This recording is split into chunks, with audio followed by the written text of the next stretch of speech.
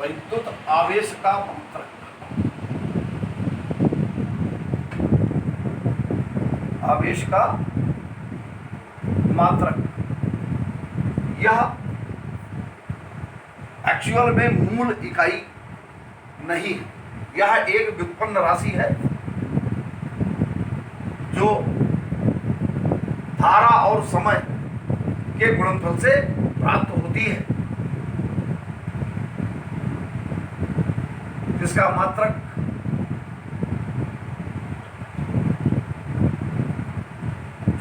मात्रक कूलाम होता है। एक कूलाम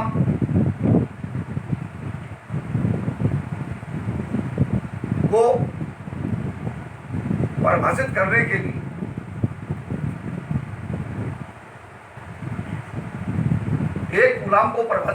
लिए हमें धारा की परिभाषा पर, चूंकि आवेश प्रवाह की धारा I बराबर Q/T, इसलिए Q बराबर I/T, तो एक कूलाम आवेश को परिभाषित करने के लिए हमें धारा की परिभाषा पर ध्यान देना होगा।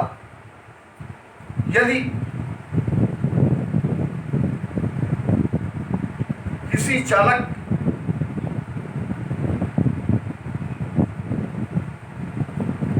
के एक सिरे से दूसरे सिरे तक एक सेकंड में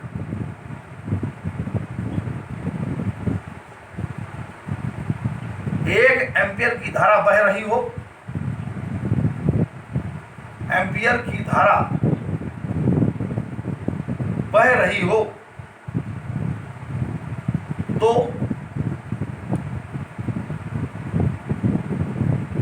सिरों के मध्य प्रवाहित आवेश, सिरों के मध्य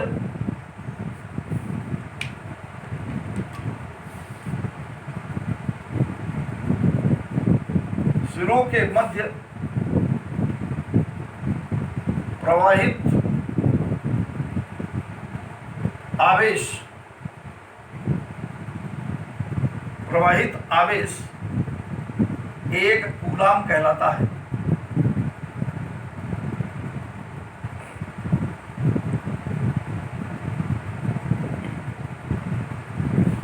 एक कूलाम आवेश में इलेक्ट्रॉनों की संख्या कितनी होती है?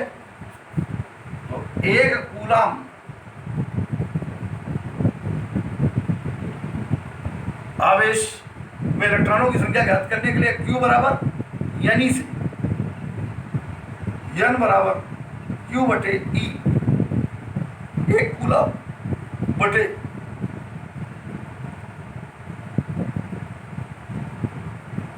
1.6 गुणे परमाणु रूप में क्यों लिखते हैं 10 की घाते -19 6.25 गुणे 10 की घाते 18, अर्थात 1 कूलाम आवेश बराबर होता है 6.25 गुणे 10 की घाते 18 इलेक्ट्रॉन।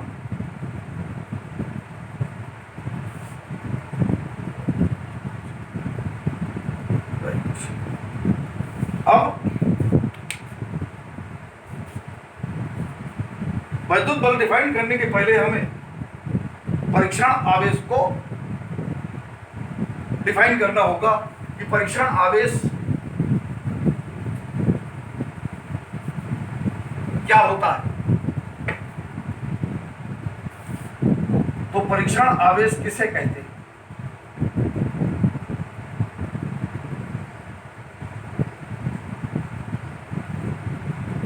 यह एक अति लघु आवेश होता है जिसका अपना कोई क्षेत्र नहीं होता,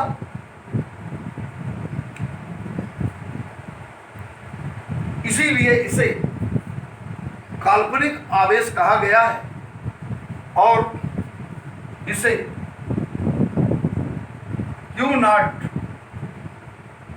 Q0 से व्यक्त करते हैं।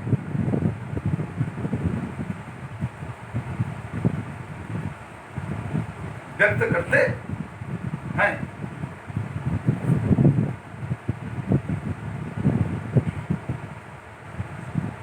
अब वैद्युत बल या उसी को कूलाम या कूलामीय बल, इसे डिफाइन करने के लिए सर्वप्रथम हमें जो कक्षा 9 से पढ़ते आ रहे हैं कूलाम का नियम जानना होगा।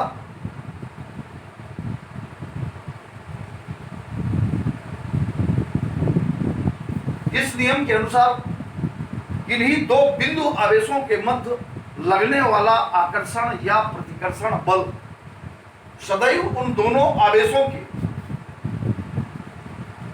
Q1 है और R1 दूरी पर या R दूरी पर प्लस Q2 है, दोनों धन है तो प्रतिकर्षण प्रकार के बल कार्य करेंगे। अगर एक धन और एक ऋण होता, दूरी आ रही थी, तो आकर्षण प्रकार का बल कार्य करता।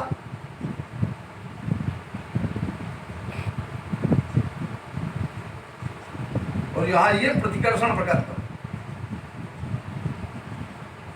इसीलिए इस नियम के अनुसार इन्हीं दो आवेशों के मध्य लगने वाला आकर्षण अथवा प्रतिकर्षण बल उन दोनों बिंदु आवेशों के परिमाणों के गुणनफल के अनुक्रमानुपाती Q1 into Q2 equation first एवं उन दोनों की बीच की दूरी R के व्युत्क्रमानुपाती R के वर्ग की व्युत्क्रमानुपाती होता है। उक्त दोनों को मिलाने पर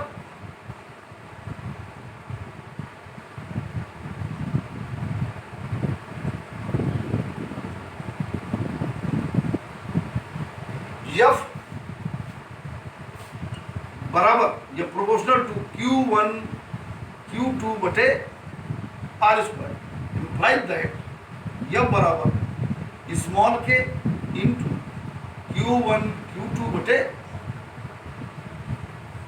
जहां स्मॉल के को समानुपाती नियतांक कहते हैं। स्मॉल के क्या है? समानुपाती नियतांक कहा जाता है। इसे प्रयोगशाला में निकाला गया है जिसका मान स्मॉल के बराबर 1/4 पाई एप्सिलॉन नॉट अथवा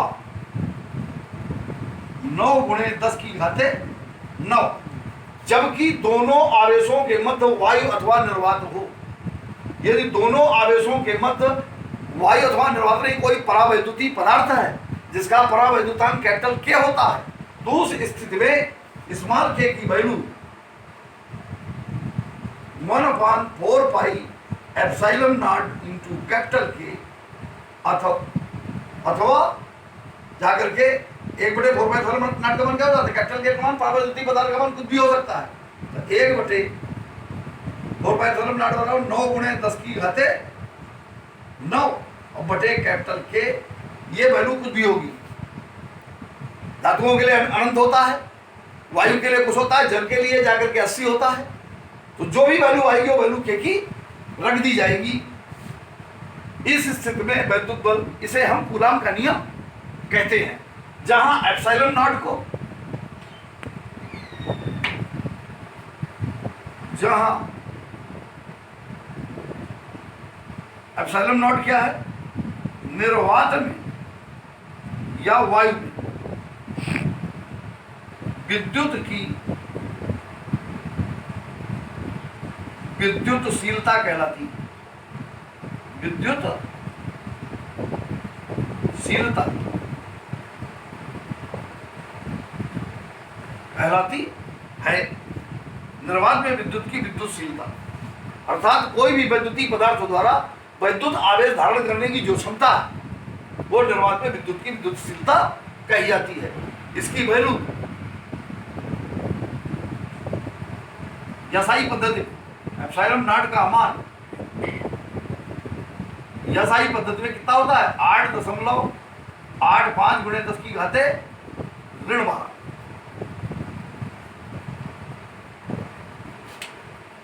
8.85 गुणे 10 की घाते ऋण 12 एप्सिलॉन नॉट का मात्रक।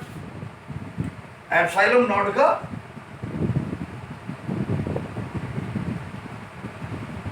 मात्रक निकालने के लिए चूंकि यह बराबर 1/4 pi epsilon not Q1 Q2 बटे R स्क्वायर। F into R square epsilon naught इधर आ जाएगा तो बराबर हो जाएगा F into R square coulomb वर्ग। कूलाम गुणे कूलाम बराबर कूलाम वर्ग बटे newton into metre square. Epsilon naught की विमा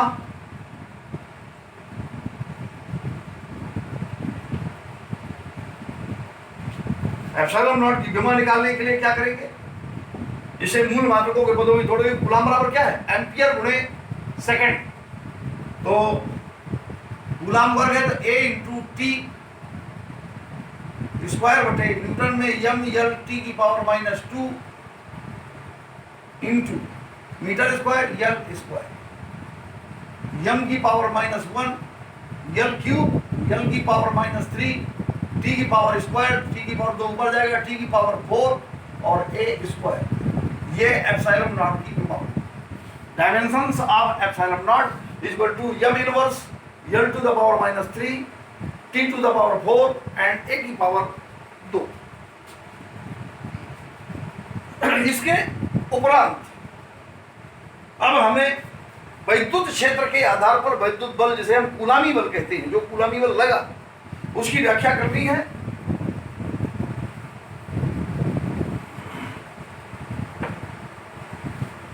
तो सर्वप्रथम यह जानना आवश्यक है कि वैद्युत क्षेत्र कहते किसे हैं।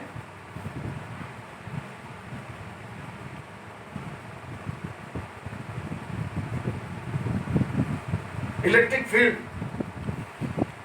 तो किसी बिंदु आवेश के चारों ओर का वह क्षेत्र जहां तक किसी अन्य आवेश के द्वारा इस बिंदु आवेश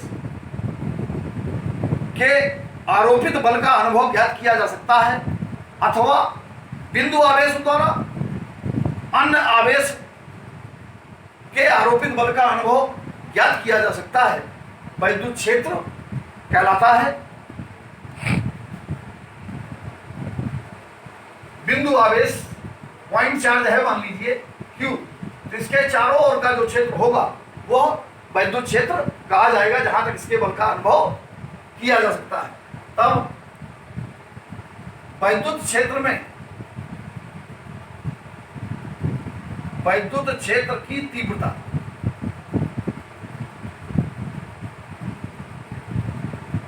अर्थात एक्चुअल में वैद्युत क्षेत्र की तीव्रता यह एक सदिश राशि है। इसकी एक निश्चित दिशा है क्योंकि बल की दिशा से ही इसकी दिशा का निर्धारण संभव है।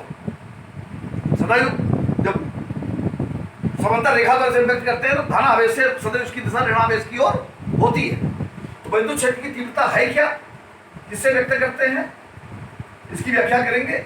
अर्थात एकांक धन परीक्षण आवेश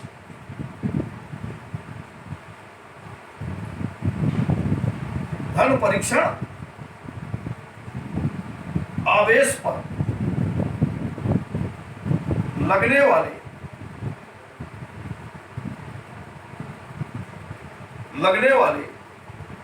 वैद्युत बल या कूलम्ब बल, वैद्युत बल को ही उस बिंदु की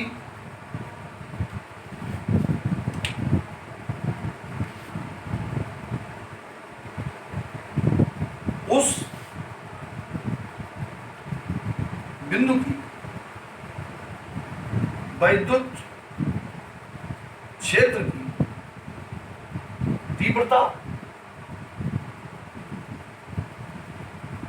कहते हैं। इसे कैपिटल ई से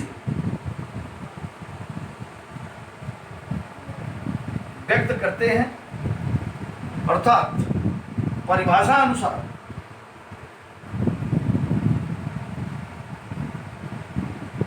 E बराबर यव बटे क्यू नॉट, यदि मात्रक हो जाएगा इसका न्यूटन प्रति coulomb, suppose that Q not बराबर 1 कूलाम, तो यह बराबर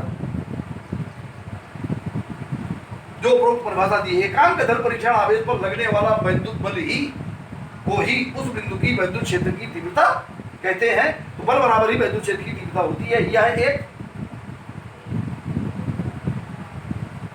सदिश राशि,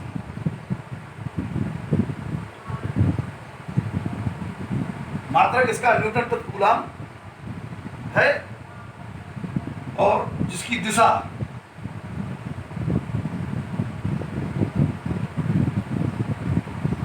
सदैव धन आवेश से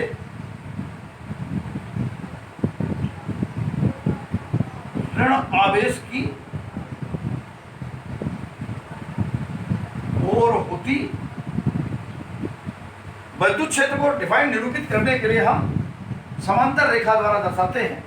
इसका आशय सदैव ध्यान दीजिएगा, जब हम इलेक्ट्रिक डाइपोल वर्णन करेंगे तो यहाँ इसका मतलब है कि धन आवेश यहाँ कहीं होगा और ये ऋण आवेश की ओर जा रही होगी। ये वैद्युत क्षेत्र की दिशा दर्शाई जाती है, धन आवेश से ऋण आवेश की ओर। तो समांतर रेखा का जो पुच्छ वाला हिस्सा होता है धन आवेश को व्यक्त करता है और तीर वाला जो हिस्सा होता है वो ऋण आवेश को, हमेशा इसे समांतर रेखाओं द्वारा वैद्युत क्षेत्र को व्यक्त किया जाता है।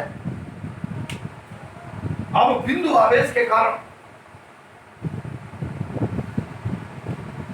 बिंदु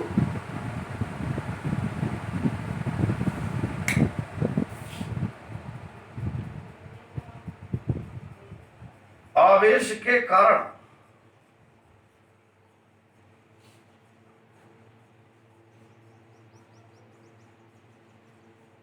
इसी वैद्युत क्षेत्र में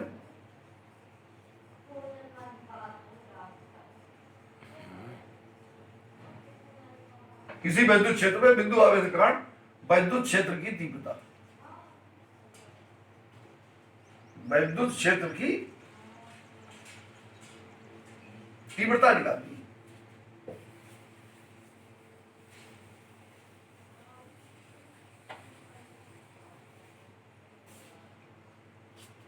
मान लीजिए बिंदु आवेश Q है, इससे R दूरी पर स्थित बिंदु P पर वैद्युत क्षेत्र की तीव्रता हमें ज्ञात करनी है। तो बिंदु P पर वैद्युत क्षेत्र की तीव्रता ज्ञात करने के लिए हमें इस बिंदु P पर एक धन परीक्षण आवेश की उपस्थिति की कल्पना करेंगे। धन Q से इस बिंदु पर लगने वाला बल F निकाल लिया जाएगा। यह बिंदु Q से R दूरी पर स्थित बिंदु P की दूरी कितनी है? R है। तो वैद्युत क्षेत्र की अतः धन Q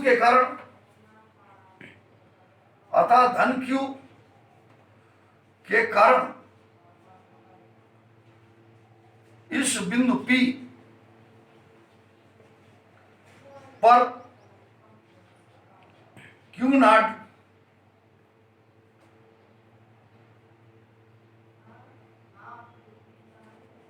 के द्वारा अथवा पर आरोपित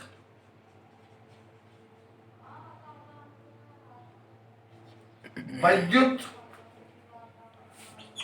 बल निकाल लेंगे कूलाम के नियम से। कूलाम के नियम से Q एंड Q नॉट, तो यह बराबर हो जाएगा 1 बटे दोनों के बीच में वायु है अथवा निर्वात 4 pi epsilon not Q into Q not बटे R स्क्वायर। समीकरण नंबर 1।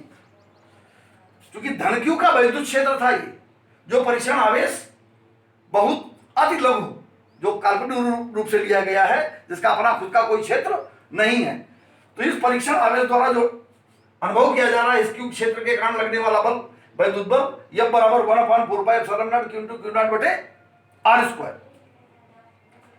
जब हमें बल प्राप्त हो जाएगा तो वैद्युत क्षेत्र की तीव्रता की परिभाषा के अनुसार, अर्थात चूंकि E बराबर F अपान Q नॉट, इसलिए अतः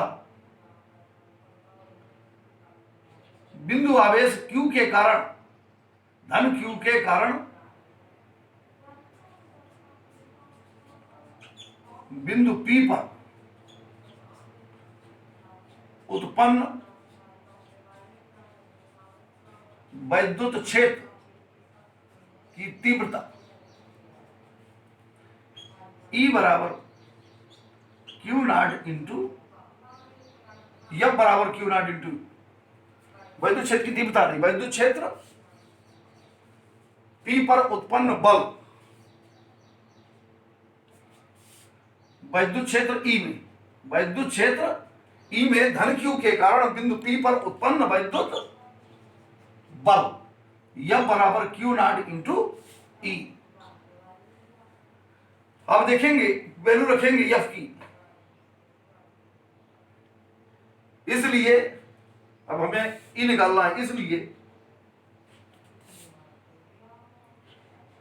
E बराबर F बटे Q नॉट 1 बटे Q नॉट गुणे वैल्यू F की वैल्यू समीकरण 1 से 1 बटे 4 pi epsilon not Q into Q not बटे R स्क्वायर। Q नॉट से Q नॉट कैंसिल हो जाएगा, वैद्युत क्षेत्र की तीव्रता निकल आएगी 1 बटे 4 पाई एप्सिलॉन नॉट Q बटे R स्क्वायर।